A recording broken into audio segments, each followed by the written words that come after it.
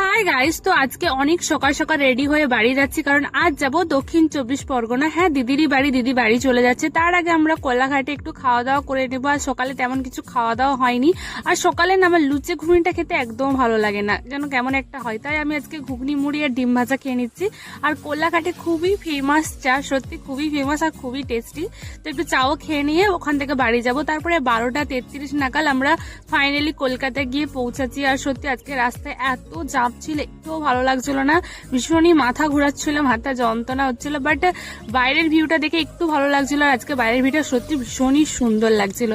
দেন ওখান থেকে বারুইপুরে গিয়ে শরীরটা ভীষণই খারাপ করছিল, ভীষণই মাথা ঘোরাচ্ছিল, বমিটি হচ্ছিল। তারপরে ফাইনালি গিয়ে দিদির বাড়ি পৌঁছালাম, যে ফ্রেশ ট্রেশ হয়ে খাওয়া দাওয়া করে তারপরে দিদির একটু বাগানে ঘুরছিলাম। মনটা একটু ভালো লাগছিল, বাট মাথাটা ভীষণই যন্ত্রণা করছিল। তারপরে কি কি করলাম না করলাম সেটা অবশ্যই পরে মিনি ব্লগ দেখাবো। তো আজকের মতো টাটা।